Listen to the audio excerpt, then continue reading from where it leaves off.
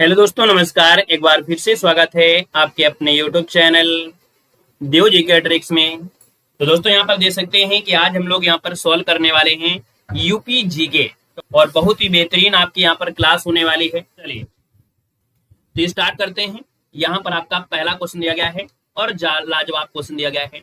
आपसे कह रहा है सर, यहाँ पर क्वेश्चन दिया गया है, कह रहा है उत्तर प्रदेश की सीमा से कुल कितने राज्यों और केंद्रशासित प्रदेशों की सीमा स्पर्श करती है। पहला ही क्वेश्चन दिया गया है और यही क्वेश्चन आपसे आपकी स्टार्टिंग हो रही है। आप कहेंगे सर उत्तर प्रदेश की जो सीमा है कुल कितने राज्यों से, तो आप कहेंगे सर 8 + 1 अर्थात 9 आपके कुल राज्य केंद्र शासित प्रदेश में लगती है। ऑप्शन राइट जाएगा, यहाँ पर आपका सी नंबर है, राइट हो जाएगा, याद रखेगा। क्लियर है, आगे बढ़िएगा। क्वेश्चन आपसे अगला पूछा गया है। चलिए, हाँ, अगला क्वेश्चन यहाँ पर आपके सामने है और आपसे दिया गया है। और क्या दिया गया है कि उत्तर प्रदेश की जो सीमा है किस केंद्र शासित प्रदेश को स्पर्श करती है। ये क्वेश्चन का आंसर आपको दिख गया है, लेकिन आप ईमानदारी से सिर्फ नजर आपको कहाँ होनी चाहिए, ऑप्शन में आपको होना चाहिए। आप कहेंगे सर आंसर नंबर देखा जाए तो यहाँ पर ये नंबर आपका हो जाएगा दिल्ली, यहाँ पर आंसर आपका बन जाएगा। चलिए नेक्स्ट क्वेश्चन को आते हैं। अब आपको आंसर नहीं दिखेगा, लालच दिया गया है, अब आपको लालच नहीं मिलेगा। क्वेश्चन आपका आ गया है, उत्तर प्रदेश के कौन से जिले दिल्ली को स्पर्श करते हैं। उत्तर प्रदेश के कौन कौन से जिले हैं जो आपकी दिल्ली को स्पर्श करते हैं, यहाँ पर ऑप्शन देना है। क्वेश्चन नंबर आपका 3 है और 3 की अगर बात कर लेते हैं तो आप कहेंगे सर गाजियाबाद तो इसी के पास पड़ता ही पड़ता है ना। और क्या पड़ता है, गौतम बुद्ध नगर भी पड़ता है। आप कहेंगे सर पहला ही ऑप्शन बिल्कुल है, यहाँ पर राइट हो जाएगा, आपका ए नंबर आपका बन जाएगा। अगले क्वेश्चन पर आते हैं। क्वेश्चन दिया गया है कि उत्तर प्रदेश की पूर्वी सीमा को कौन से राज्य स्पर्श करते हैं। उत्तर प्रदेश की पूर्वी सीमा, हमने कहा कि भैया उत्तर प्रदेश की जो सीमा है पूरा पश्चिम उत्तर आपको पता होना जरूरी है। यहाँ पर देखा जाए तो आप कहेंगे सर यहाँ पर आपके उत्तर प्रदेश की पूर्वी सीमा जो आपकी है, पूर्वी सीमा आपकी कौन है, तो आपकी इसके साथ लगती है, जल्दी से कमेंट करें। और इसके बाद पश्चिम के साथ जल्दी से कमेंट करें, उत्तर के साथ कमेंट करिए, और इसके बाद आपको दक्षिण के साथ कमेंट करिए। जल्दी से आपको बताना है यहाँ पर आपका बनेगा क्या।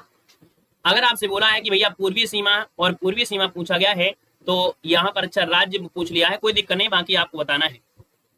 चलिए यहाँ पर देखिए आपका 4 नंबर दिया है और 4 का ऑप्शन में से जो बनेगा वो राइट हो जाएगा, बिहार और झारखंड। याद रखिए यहाँ पर जो आंसर दिया है वो आपका जो बिहार है और झारखंड है, याद रखिए पूर्वी सीमा के साथ स्पर्श करता है। यहाँ पर आंसर आपका बनेगा कौन सा, यहाँ पर आपका डी नंबर। अगर हम आपसे बात करें उत्तर प्रदेश की, जो यहाँ पर उत्तर प्रदेश जो आपका है उसकी सीमा यहाँ पर कौन सा आपका है, यहाँ पर जैसे आपका बलिया है ना, कौन है, यहाँ पर आपका बलिया हो गया। यहाँ पर अगर आपसे बोले तो आप कहेंगे कि सर पश्चिम में कौन है, तो आपका शामली हो जाएगा, शामली हो जाएगा, जो एनसीआर में शामिल होने वाला 8वें नंबर का आपका जिला है, याद रखिएगा। उत्तर की बात करें तो आप कहेंगे सर सहारनपुर हो जाएगा, सहारनपुर बनेगा। और अगर हम आपसे बात करें दक्षिण में तो दक्षिण में आपका कौन सा बनेगा, यहाँ पर आपका सोनभद्र आपका हो जाएगा, याद रखिएगा। क्लियर है, चलिए आगे बढ़िएगा। क्वेश्चन आपसे दिया गया है कि कौन सा राज्य उत्तर प्रदेश की पश्चिमी सीमा को स्पर्श करता है। कौन सा राज्य है उत्तर प्रदेश की पश्चिमी सीमा को स्पर्श करता है। जब आपसे राज्य पूछा है तो आपको राज्य बताना है। आप कहेंगे सर पश्चिम में आपका जाएगा राजस्थान के साथ है, तो आपका आंसर हो गया सी नंबर है, राइट हो जाएगा। क्लियर है, आगे बढ़िएगा। क्वेश्चन आपसे दिया गया है, फास्ट चलेंगे, थोड़ा बताते हुए चल रहे हैं, इस वजह से हमें क्या करना है। चलिए यहाँ पर देखो दिया है, आंसर आपका हो जाएगा सी नंबर, राजस्थान हो जाएगा। अगला है कि उत्तर प्रदेश की जो दक्षिणी सीमा है ना, स्पर्श करने वाले राज्य कौन से हैं। तो उत्तर प्रदेश की जो दक्षिणी सीमा है, दक्षिण की बात करते हैं तो हम लोग बात कर रहे हैं यहाँ की। और जब यहाँ की बात कर रहे हैं तो आप कहेंगे सर यहाँ पर 6 नंबर की बात करते हैं तो यहाँ पर देखा जाए तो आपका राजस्थान तो होगा नहीं, यहाँ पर उत्तराखंड होगा नहीं, तो आप कहेंगे सर छत्तीसगढ़ और मध्य प्रदेश है, मतलब ऑप्शन बी नंबर है, यहाँ पर राइट हो जाएगा, बी नंबर आपका हो जाएगा। ठीक है, आगे बढ़िएगा। क्वेश्चन दिया गया है कि उत्तर प्रदेश की सबसे लंबी सीमा रेखा किस राज्य को स्पर्श करती है। चलिए बताना है कि उत्तर प्रदेश की जो सबसे लंबी सीमा रेखा है वो किस राज्य को स्पर्श करती है। यहाँ पर आंसर आपका बनेगा क्या, तो आप कहेंगे सर 7 नंबर की बात करते हैं तो यहाँ पर सबसे लंबी सीमा आपकी देखा जाए तो मध्य प्रदेश के 11 जिलों के साथ स्पर्श करती है। आपका जवाब बनेगा कौन है, यहाँ पर ए नंबर है, यहाँ पर बन जाएगा, याद रखेगा। क्लियर है, चलिए अगले क्वेश्चन पर आते हैं। क्वेश्चन आपसे अगला पूछा गया है, यहाँ पर दिया गया है अगला क्वेश्चन, और क्या कह रहा है कि भैया उत्तर प्रदेश का एकमात्र जिला जो हिमाचल प्रदेश को स्पर्श करता है, ये बताइएगा कि हिमाचल प्रदेश को स्पर्श करने वाला यहाँ पर जो जिला है 8 नंबर में, वो आपका कौन हो जाएगा, बिजनौर, मुजफ्फर या शामली या सहारनपुर। तो आप कहेंगे सर यहाँ पर शामली तो हो नहीं सकता है, हो सकता है क्या शामली, ये कैसे हो सकता है, सहारनपुर हो जाएगा। आपका आंसर डी हो जाएगा कि भैया हिमाचल प्रदेश को ये जो सहारनपुर है ये सबसे कम सीमा के साथ स्पर्श करता है। ऑप्शन नंबर आपका बनेगा डी नंबर। अगला क्वेश्चन यहाँ पर दिया गया है कि मध्य प्रदेश उत्तर प्रदेश के कितने जिलों की स्पर्श करता है, यहाँ पर बताना है। मध्य प्रदेश उत्तर प्रदेश के कितने जिलों की स्पर्श करता है, तो आप कहेंगे सर अभी आपने बताया 11 जिलों की स्पर्श करता है। ऑप्शन नंबर आपका सी राइट हो जाएगा। अगला क्वेश्चन दिया गया है उत्तर प्रदेश का कौन सा जिला है जो 3 ओर से मध्य प्रदेश से घिरा हुआ है, यहाँ पर क्या है, घिरा हुआ है। यहाँ पर आपका सोनभद्र बनेगा क्या, या झांसी, ललितपुर, या इनमें से कोई नहीं, तो आप कहेंगे सर इसका आंसर आपका सी हो जाएगा, ललितपुर से घिरा हुआ है, अर्थात मध्य प्रदेश से घिरा हुआ जो आपका 3 ओर से है ललितपुर आपका है। यहाँ पर ललितपुर में वही है जहां पर आपका यूरेनियम आपका पाया जाता है, याद रखिएगा, ठीक है ना। अगला क्वेश्चन दिया गया है कि एकमात्र देश उत्तर प्रदेश की सीमा को स्पर्श करता है, अर्थात अंतरराष्ट्रीय सीमा स्पर्श करती है, और अंतरराष्ट्रीय सीमा स्पर्श करती है उत्तर प्रदेश की, तो आप कहेंगे सर ये नेपाल करता है। नेपाल के साथ, अर्थात उत्तर प्रदेश के 7 जिले हैं जो नेपाल के साथ स्पर्श करते हैं। ऑप्शन नंबर आपका बी हो जाएगा राइट। नेक्स्ट क्वेश्चन दिया गया है उत्तर प्रदेश के कितने जिले नेपाल को स्पर्श करते हैं, चलिए यहाँ पर बताना है आपका आंसर क्या हो जाएगा। हर एक प्रकार से क्वेश्चन आपको ले लिए गए हैं, है ना, यहाँ पर किसी प्रकार का क्वेश्चन आपका छूटेगा नहीं।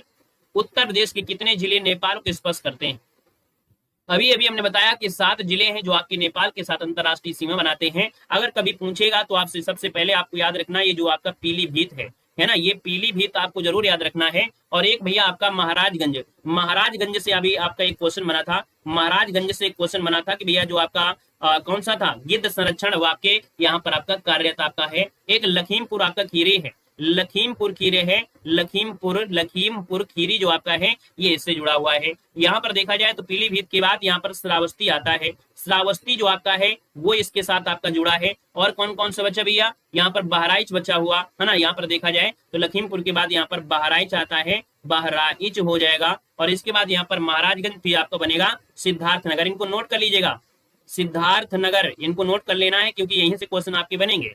सिद्धार्थनगर, और एक बचा है कौन, बलरामपुर बचा है, कौन है यहाँ पर, बलरामपुर बचा है, बलरामपुर। तो एक बार हमने यहाँ पर बता दिया है, बार बार नहीं बताएंगे क्योंकि ऐसे क्वेश्चन अब आपको मिलने वाले हैं। यहाँ पर अगला क्वेश्चन दिया गया है और आपसे कह रहा है उत्तर प्रदेश का सर्वाधिक क्षेत्रफल वाला जिला कौन सा है, बताना है कि उत्तर प्रदेश का सर्वाधिक क्षेत्रफल वाला जिला कौन सा है। लखीमपुर खीरी आपका आंसर यहाँ पर ए नंबर बिल्कुल सही हो जाएगा, आपका आंसर बनेगा यहाँ पर ए नंबर। दूसरा नंबर आपका सोनभद्र का आता है, फिर शायद आपका यहाँ पर तीसरा आपका हरदोई आएगा, चौथा आपका सीतापुर आएगा। अगला क्वेश्चन दिया गया है यहाँ पर उत्तर प्रदेश के कितने जिले हैं जो बिहार को स्पर्श करते हैं, चलिए बताना है कि उत्तर प्रदेश में क्या दिया है, उत्तर प्रदेश के कितने जिले हैं जो बिहार को स्पर्श करते हैं। तड़क धड़क वाली एक क्लास है ना, तड़क भड़क वाली एक क्लास है, याद रखिए उत्तर प्रदेश के कितने जिले बिहार को स्पर्श करते हैं, तो इनको भी एक बार पढ़ लीजिएगा, है ना। याद रखिए एक तो आपके यहाँ पर सोनभद्र ही हो गया, इसको भी नोट कर लीजिएगा, सोनभद्र आपका है बिहार को स्पर्श करता है। यहाँ पर देखा जाए तो सोनभद्र के बाद एक बलिया है, बलिया जो आपको स्पर्श करता है, पूर्वी आपका जिला भी आपका हो जाएगा। देवरिया का आपने नाम सुना होगा, देवरिया आपका हो जाएगा। देवरिया के बाद आपने गाजीपुर का नाम सुना होगा, गाजीपुर भी आपका यहाँ पर हो जाएगा। गाजीपुर के बाद कौन सा बचता है, एक कुशीनगर, जहाँ पर यहाँ पर गौतम बुद्ध का क्या है, कुशीनगर में ही मतलब अपना प्राण त्यागे थे। और इसके बाद एक चंदौली आपने नाम सुना होगा, चंदौली है ना, चंदौली भी आपने नाम सुना है। तो और एक बचा महाराजगंज, ये भी आपके इसी के साथ, महाराजगंज भी यहाँ पर इसके साथ जुड़ता है। तो ये आपके हो गए, याद रखिएगा, क्लियर है। अगला क्वेश्चन यहाँ पर दिया गया है उत्तर प्रदेश के कितने जिले हरियाणा को स्पर्श करते हैं, उत्तर प्रदेश के कितने जिले हरियाणा को स्पर्श करते हैं, यहाँ पर बताना है 15 नंबर में। और 15 की बात करते हैं तो आपका आंसर क्या आ जाएगा, तो आप कहेंगे सर यहाँ पर आंसर आपका ये हो जाएगा 6 जिले हैं, याद रखिए इसका आंसर आपका बनेगा यहाँ पर आपका ए नंबर राइट हो जाएगा, ठीक है ना। यहाँ से ज्यादा क्वेश्चन नहीं बनते हैं, जहां से बनते हैं उनको हम आपको बता रहे हैं। अगला उत्तर प्रदेश का सबसे पूर्वी जिला आपका है वो कौन सा है, तो अभी हमने बता ही दिया है। आप देख पाएंगे उत्तर प्रदेश का सबसे जो पूर्वी जिला है वो आपका कौन सा बनेगा, तो पूर्वी जिला आपका है बलिया, ऑप्शन आपका डी बनेगा। अगर आपसे पूछे उत्तर प्रदेश का सबसे पश्चिमी जिला कौन है, तो आप कहेंगे सर शामली हो जाएगा, ऑप्शन बी बनेगा। अगर उत्तरी पूछता है तो आप कहेंगे सहारनपुर, और दक्षिणी पूछे तो आपको सोनभद्र बताना है, याद रखिएगा, क्लियर है ना। ये सब चीज आपकी क्लियर हो रहे हैं। देखिए सबसे उत्तरी जिला है तो आप कहेंगे सहारनपुर हो जाएगा। अगर आपसे पूछे सबसे पश्चिमी बिंदु आपका पूछा गया है, उत्तर प्रदेश के सबसे पश्चिमी बिंदु को स्पर्श करने वाला राज्य कौन सा है, तो पश्चिमी बिंदु है आपका शामली, कौन है, शामली है। और शामली को स्पर्श करने वाला जो राज्य बनेगा वो कौन सा हो जाएगा, तो आप कहेंगे सर ये हरियाणा बनेगा, ऑप्शन नंबर आपका बी हो जाएगा। आप परेशान मत होइए, हम आपको बिल्कुल स्पीड के साथ ले जाएंगे, बस जहां पर जरूरत होगी डिस्क्राइब करने की, जहां से क्वेश्चन बन सकते हैं, बारीक से बारीक क्वेश्चन आपके बनते हैं, वो हम आपको बताएंगे। बाकी बिल्कुल हवा में उड़ते रहेंगे, आपको पता भी नहीं चलेगा कि कब यूपीजी की आपकी खत्म हो गई, ठीक है ना। चलिए अगला क्वेश्चन दिया गया है कि निम्न में से किस जिले की सीमा नेपाल से लगती है। स्टार्टिंग में हमने आपको 7 बता दिया था। अब आपको पता चल जाएगा कि सर जी आपने जो मेहनत किया, 1 मिनट हमको समय दिया, वहां से अब आपके क्वेश्चन बनने बिल्कुल शुरू हो रहे हैं। आप कहेंगे सर ये है आपका महाराजगंज है, महाराजगंज नेपाल की सीमा के साथ लगते हैं। यहाँ पर आंसर आपका हो गया सी नंबर। अगला क्वेश्चन दिया गया है कि निम्न जिलों का उत्तर से, कहां से, आपको उत्तर से दक्षिण को आना है। और अगर आप उत्तर से दक्षिण आते हैं तो भैया क्रम देखा जाए तो आपको सबसे मिलेगा, सबसे पहले सिद्धार्थ नगर, फिर संत कबीर नगर, फिर अंबेडकर नगर, फिर संत रविदास। इसको याद करें तो कैसे याद करें कि बड़ी विडंबना होती है। तो सबसे पहले हम बात करते हैं, जब हिस्ट्री पढ़ते हैं तो गौतम बुद्ध से पढ़ते हैं या आपके किससे पढ़ते हैं, जैन से पढ़ते हैं। तो एक नाम याद हो गया यहाँ पर सिद्धार्थ। सिद्धार्थ ने जब क्या किया, ज्ञान की प्राप्ति किया तो वो बन गए संत। क्या बन गए, संत बन गए। और इसके बाद वो नगर गए, कहां पर, अंबेडकर नगर में आडंबर फैलाने गए। आडंबर मतलब हो गया अपना ज्ञान का प्रचार करने गए। और यहाँ पर बाद में आता है रविदास आता है। तो 2 आपको याद हो जाएंगे तो चौथा तो आपको याद ही हो जाएगा, याद रखिएगा। अगला क्वेश्चन दिया गया है कि निम्न में से किससे उत्तर प्रदेश की सीमा नहीं लगती है। उत्तर प्रदेश की सीमा राजस्थान से और हरियाणा से लगती है, लेकिन भैया आपके पंजाब से नहीं मिलती है। यहाँ पर आंसर आपका ए राइट हो जाएगा, याद रखिएगा। क्लियर है, वेरी गुड। अगर आपको मैप से याद है तो बहुत अच्छी बात है। आप यहाँ पर सुपर फास्ट तरीके से रिवीजन करिएगा, कोई दिक्कत नहीं है। अगला है निम्न में से किस जिले को अंतरराष्ट्रीय सीमा स्पर्श नहीं करती है। अंतरराष्ट्रीय सीमा इसका मतलब है कि जो आपके नेपाल के साथ 7 जिले हैं, उन 7 जिलों में देखा जाए तो यहाँ पर आपका जो आंसर बनेगा वो राइट इनमें से क्या हो सकता है। आप कहेंगे सर पीलीभीत आपने नाम लिया था, आपने बलरामपुर का नाम लिया था, आपने श्रावस्ती या बस्ती में से, तो आप कहेंगे सर आपने श्रावस्ती का नाम लिया था लेकिन बस्ती का नाम नहीं लिया है। आप कहेंगे सर आपका आंसर बन गया है डी नंबर, बस्ती के साथ अंतरराष्ट्रीय सीमा नेपाल से नहीं लगती है। अगला क्वेश्चन दिया गया है कि उत्तर प्रदेश की सबसे छोटी सीमा रेखा किस राज्य को स्पर्श करती है। वेरी गुड, कोई दिक्कत नहीं है, पढ़ते रहिए जबरदस्त तरीके से। यहाँ पर देखिए कह रहा है सबसे छोटी सीमा रेखा किस राज्य को, तो आप कहेंगे सर यहाँ पर देखा जाए तो हिमाचल प्रदेश के साथ है। जो आपका कौन है, हिमाचल प्रदेश से कौन है भैया, सहारनपुर है जो सबसे कम सीमा स्पर्श करता है। ऑप्शन आपका सी बनेगा। अगला है सहारनपुर कितने राज्यों की सीमा को स्पर्श करता है, बताना है। सहारनपुर कितने राज्यों की सीमा को स्पर्श करता है, चलिए 25 का आंसर बताइएगा। तो आप कहेंगे सर यहाँ पर 3 हो जाएंगे, और 3 कौन से हैं, तो आपके हिमाचल प्रदेश आपका हो जाएगा, फिर आपका यहाँ पर यूके हो जाएगा, उत्तराखंड हो जाएगा, फिर आपका यहाँ पर हरियाणा हो जाएगा। शायद नीचे यहाँ पर हमने लिख भी दिया है, देखिए आपके 3 है यहाँ पर, हिमाचल प्रदेश, उत्तराखंड और हरियाणा। बड़ा आईएमपी क्वेश्चन आपको बनता है सहारनपुर से। अगला दिया है कि उत्तर प्रदेश का वह जिला जो 4 राज्यों की स्पर्श करता है, बताना है। उत्तर प्रदेश का वह जिला जो 4 राज्यों की स्पर्श करता है, ये जो आपका है सोनभद्र है। ऑप्शन आपका डी हो जाएगा, यहाँ पर सोनभद्र जिसका ऑप्शन आ रहा है बिल्कुल सही आंसर हो जाएगा। नेक्स्ट क्वेश्चन दिया गया है कि उत्तर प्रदेश और हरियाणा के बीच सीमा बनाने वाली नदी कौन सी है। उत्तर प्रदेश और हरियाणा के बीच सीमा बनाने वाली जो आपकी नदी है वो आपकी है कौन, तो आपके सर ये है आपके कहीं ना कहीं आपकी यमुना नदी है जो आपके उत्तर प्रदेश और हरियाणा के बीच सीमा बनाती है। ऑप्शन आपका बनेगा ए नंबर, यमुना हो जाएगा। यहाँ पर अगला है उत्तर प्रदेश का सबसे कम क्षेत्रफल वाला जिला कौन सा है। उत्तर प्रदेश का सबसे कम क्षेत्रफल वाला शामली तो हो नहीं सकता है, यहाँ पर आपका डी हो जाएगा। आपका आंसर है राइट हो जाएगा, याद रखिएगा। गाजियाबाद में जनघनत्व ज्यादा है, लोग पास पास में रहते हैं, यहाँ पर क्षेत्रफल कम है लेकिन रहने वाले लोगों की संख्या ज्यादा है। अर्थात कहेंगे कि सर जी यहाँ पर जो एक शब्द होता है जनघनत्व, तो जनघनत्व जो आपका है ये यहाँ पर आपका क्या है, ज्यादा है। अगला क्वेश्चन दिया गया है कि उत्तर प्रदेश का सबसे दक्षिणी जिला कौन है, तो भैया दक्षिणी जो आपका जिला है इनमें से वो राइट कौन हो जाएगा, तो 29 नंबर का ऑप्शन अब तो आप बता ही सकते हैं कि भैया यहाँ पर आंसर आपका भी हो जाएगा, सोनभद्र हो जाएगा। नेक्स्ट क्वेश्चन है उत्तर प्रदेश के किस जिले में सबसे कम वर्षा होती है। उत्तर प्रदेश के किस जिले में सबसे कम वर्षा होती है। आप कहेंगे सर जी सबसे कम वर्षा होती है आपके मथुरा में होती है। ऑप्शन आपका भी हो जाएगा, मथुरा हो जाएगा। अर्थात जो राजस्थान के साथ सीमा बनाते हैं, जैसे आपका यहाँ पर आगरा भी है, यहाँ पर आपका मथुरा है, जिसमें से मथुरा में आपकी सबसे ज्यादा क्या होती है, सबसे कम वर्षा होती है। और अगर पूछे मेला कहाँ सबसे ज्यादा लगते हैं, तो मथुरा में सबसे ज्यादा मेला लगते हैं और आपकी पीलीभीत में सबसे कम मेला लगता है। पीलीभीत में याद रखिएगा मात्र 1 मेला लगता है, लेकिन आपके मथुरा में सबसे ज्यादा मेला लगते हैं। क्लियर है, जितना भी हमको याद आता जाएगा जल्दी जल्दी हम आपको बता देंगे। यहाँ पर अगला है कि क्षेत्रफल की दृष्टि उत्तर प्रदेश का भारत के राज्यों में से कौन से स्थान है। तो याद रखिए उत्तर प्रदेश का भारत में आप कहेंगे सर चौथा आपका है। हमने कहा सबसे पहले आपका राजस्थान आता है, फिर यहाँ पर आपका मध्य प्रदेश आता है, फिर यहाँ पर आपका महाराष्ट्र आता है, फिर आपका यहाँ पर यूपी आता है, याद रखिएगा। क्लियर है, यहाँ पर कभी कभी आप लोग कंफ्यूज हो जाते हैं, कहाँ पर महाराष्ट्र पहले आएगा, मध्य प्रदेश आएगा या आपका महाराष्ट्र आएगा। याद रखिए आपका सबसे पहले कौन आएगा, राजस्थान, उसके बाद मध्य प्रदेश, मध्य ऐसे याद रखिए मध्य, और इसके बाद महा आएगा। तो इसके आपका हो जाएगा आंसर। अगला है कि लखनऊ की सीमा किसे स्पर्श नहीं करती है, बताना है। लखनऊ की सीमा किसे स्पर्श नहीं करती है? आप कहेंगे सर लखनऊ की अगर बात कर लेते हैं तो लखनऊ की यहाँ पर देखा जाए तो आप कहेंगे सर ये आपकी बाराबंकी से लगता है ना, उन्नाव से भी लगता है, आपकी हरदोई से भी लगता है। देवा शरीफ का जो मेला लगता है, देवा शरीफ का जो मेला है वो कहाँ पर लगता है? तो आप कहेंगे सर ये लगता है देवा शरीफ का मेला बाराबंकी में लगता है। बाराबंकी में देखा जाए तो आपकी जो अफीम की खेती आपकी होती है, अफीम की जो खेती होती है, खेती अगर होती है सबसे ज्यादा यूपी में तो आपकी बाराबंकी में आपकी होती है। ठीक है, अगर पूछे कि गाजीपुर क्या है तो गाजीपुर में जो आपकी है अफीम की फैक्ट्री है। गाजीपुर में क्या है? तो आपकी अफीम की क्या है? अफीम की फैक्ट्री है। याद रखिए अफीम की फैक्ट्री आपकी हो जाएगा, इसको भी आपको नोट कर लेना है। यहाँ पर अगला क्वेश्चन दिया गया है, आपसे कह रहा है निम्न में से कौन सा जिला बुंदेलखंड क्षेत्र का है? चलिए बताना है कौन सा जिला बुंदेलखंड का है।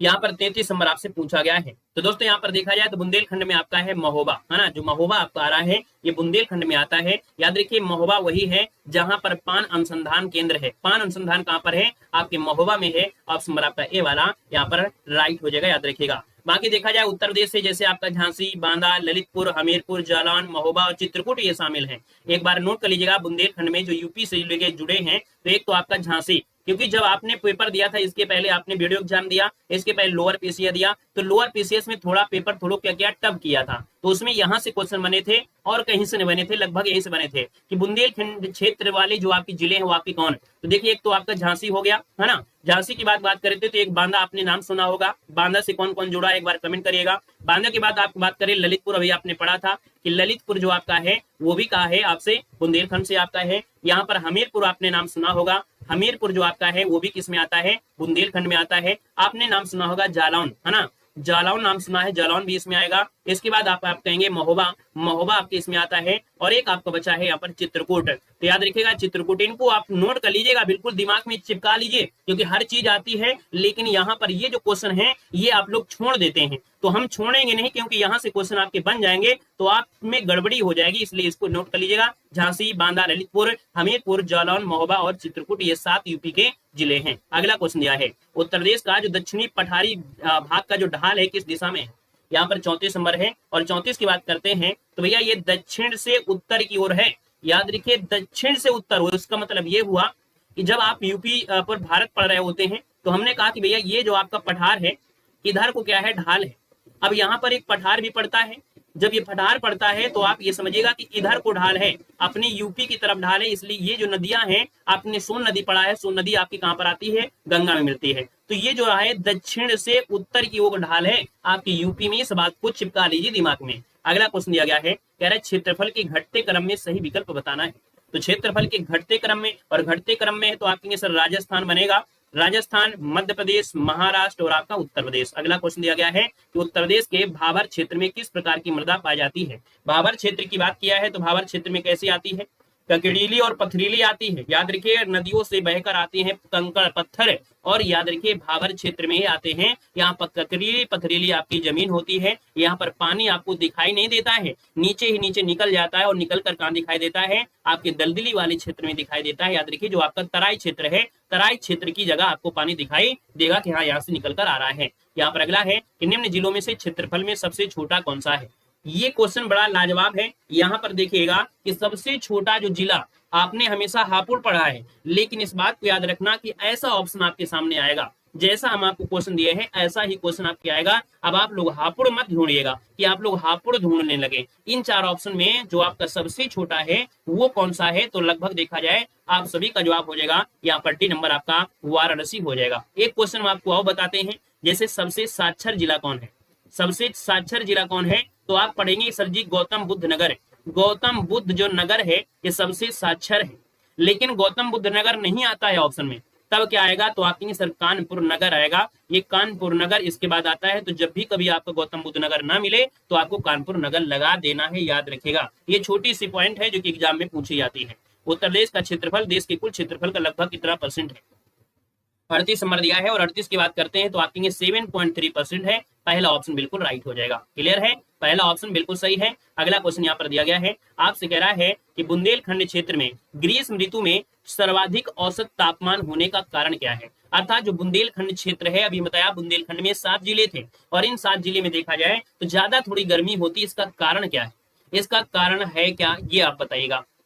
चलिए पहला ऑप्शन है भूमध्य रेखा तो हो ही नहीं सकता है, क्योंकि भैया अगर हम भारत की बात करें तो भूमध्य रेखा कहीं यहाँ से जाती है, यहाँ से जाती है आपकी कर्क रेखा जो लगभग एमपी के वाले क्षेत्र से आती है, और एमपी से ही जुड़े हुए आपके बुंदेलखंड वाले क्षेत्र हैं जो यूपी से, जैसे चित्रकूट है तो यूपी और एमपी दोनों में है आपका जो चित्रकूट है। तो आप कहेंगे सर ये कर्क रेखा से निकट होने के कारण यहाँ पर ग्रीष्म ऋतु में सर्वाधिक तापमान होना यहाँ पर पाया जाता, ऑप्शन आपका बी बनेगा। अगला क्वेश्चन दिया गया है कि प्रदेश में सर्वाधिक वर्षा किस जिले में होती है। सर्वाधिक वर्षा आप कहेंगे सर गोरखपुर में होती है, और मथुरा में जो होती है वो आपकी कम होती है, याद रखिएगा। क्लियर है। अगला क्वेश्चन दिया गया है कि उत्तर प्रदेश में सर्वाधिक औसत वर्षा जो होता है ये क्षेत्र कौन सा है।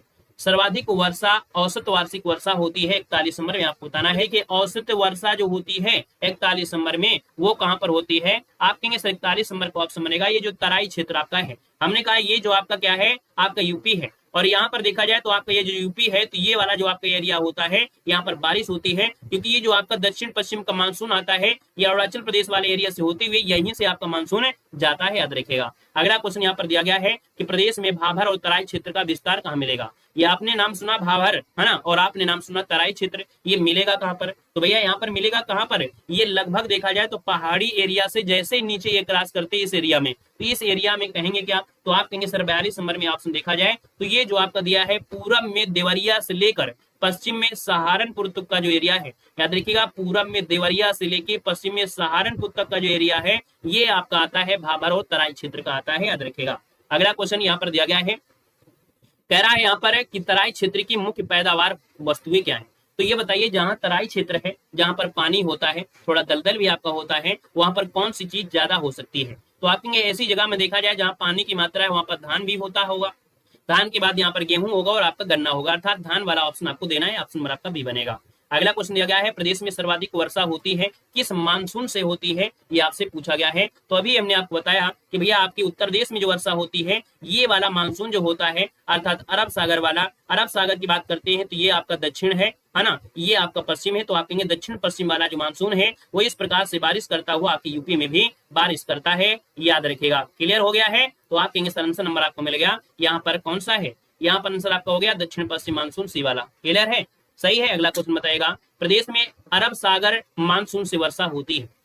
तो अरब सागर से जो बारिश हो रही है बात तो घुमा फिरा के वही है कि नहीं है कि भैया दक्षिण के पठारी भाग से, दक्षिण के पठारी भाग से यहाँ पर आंसर आपका डी नंबर है, राइट हो जाएगा। क्योंकि अभी बताया कि भैया दक्षिण में ये पठार आपके हैं और ये पठार से ऊपर निकल जाते हैं, यहाँ पर गहर वाला एरिया होता है तो यहाँ पर कंकड़ी जो कांटे वाली चीजें होती हैं, जैसे आपके यहाँ पर तमिलनाडु आपका एरिया हो गया, यहाँ पर महाराष्ट्र मध्य प्रदेश वाला मध्य प्रदेश आपका एरिया हो गया, तो यहाँ थोड़ा सा एरिया पाया जाता है, थोड़ा सा मानसून ऊपर से निकल जाता है क्योंकि पहाड़ों की ऊंचाई है और यहाँ पर ढालू है तो ये मानसून थोड़ा ऊपर से चला जाता है। तो यही आपका मानसून आपका हो गया जो यूपी वाला है। तो आप कहेंगे सर दक्षिण के पठारी भाग वाला हो जाएगा, इसका ऑप्शन बनेगा डी नंबर है। अगला दिया है भूगर्भिक दृष्टि उत्तर प्रदेश जो भाग है वो किसका भाग है। तो याद रखिए उत्तर प्रदेश जो आपका भाग है वो है गोंडवाना लैंड का है, ऑप्शन नंबर आपका बी यहाँ पर राइट हो जाएगा, ऑप्शन आपका बी बन जाएगा। क्लियर है, आगे बढ़िएगा। क्वेश्चन आपसे दिया गया है कि उत्तर प्रदेश की मध्य मैदानी क्षेत्र का जो ढाल है वो आपका कैसा है। उत्तर प्रदेश के मध्य मैदानी जो भाग है उसका जो क्षेत्र है वो कैसा है, यहाँ पर बताना है 47 दिसंबर में। चलिए मतलब यहाँ पर अगर हम आपसे बात करें कि यहाँ पर जो बात कह रहा है वो कुछ इस प्रकार से कह रहा है, ऐसे तो बनता है थोड़ा बहुत यूपी का नक्शा लगभग ऐसे होगा, ठीक है। देखो यहाँ पर कह रहा है उत्तर प्रदेश की मध्य मैदानी क्षेत्र का जो ढाल है, मध्य मैदानी अर्थात ये वाला एरिया की बात कह रहा है, यहाँ की बात कह रहा है। तो आप कहेंगे 47 दिसंबर में कह रहा है उत्तर पश्चिम से दक्षिण पूरब की ओर। याद रखिएगा यहाँ पर दिया है उत्तर पश्चिम से, याद रखिएगा कि दक्षिण पूर्व की ओर आपका ढाल है, इसलिए ऊपर की नदियां ऐसे आती हैं और दक्षिण से नदियां आपकी इधर को जाती हैं। तो आप आंसर बनेगा पहला वाला बन जाएगा, नोट कर लीजिएगा। अगला है कि लाल मिट्टी कहाँ पर पाई जाती है। लाल मिट्टी की बात करते हैं तो लाल मिट्टी आपको मिलेगी कहाँ पर, मिर्जापुर और आपके झांसी में, ऑप्शन आपका बी बनेगा। अगला क्वेश्चन दिया गया है कि प्रदेश में अवनालिका अपर्दन से सबसे अधिक प्रभावित जिला कौन है। याद रखिएगा अवनालिका अपर्दन, नलिका अपर्दन कैसे बनेगा। तो आप कहेंगे सर देखा जाए जब बारिश होती है तो मिट्टी का कटाव होता है और एक नलिका के रूप में होता है। आप साधारण मिट्टी ले लीजिए और बालुई मिट्टी ले लीजिए, तो जब बालुई मिट्टी से पानी जाता है तो बिल्कुल नाली की जैसे बिल्कुल आकार बन जाएगा और ये एरिया होगा कौन, इटावा वाला एरिया, अर्थात ये आपका जो राजस्थान से आपका लगभग एरिया में पास पड़ेगा। तो कहेंगे यहाँ पर बालुई मिट्टी आपकी हो गई, जिससे कहेंगे चंबल वाला क्षेत्र है, चंबल के जो डाकू है आपके यहीं पर देखने को मिलते थे, तो यहाँ पर आपको मिलते हैं अवनालिका अपर्दन, ऑप्शन सी बनेगा। अगला है कि प्रदेश में वायु अपर्दन जो सबसे अधिक प्रभावित होता है वो क्षेत्र कौन सा है? तो पश्चिम में आपके क्या है? राजस्थान है। आप कहेंगे सर पश्चिमी क्षेत्र, ऑप्शन नंबर आपका बी वाला यहाँ पर राइट हो जाएगा, याद रखिएगा। अगला दिया गया है, प्रदेश के मैदानी क्षेत्र में पुरानी जलोढ़ मृदा को किस नाम से जानते हैं? प्रदेश में मैदानी क्षेत्र में पुरानी जलोढ़ मृदा को किस नाम से जानते हैं? आपको कमेंट बॉक्स में कमेंट करके आपको बताना है। आज हमने यहाँ पर क्वेश्चन जो लिया था, सिलेक्टेड लिया था, खिचड़ी नहीं लिया था। क्लियर है?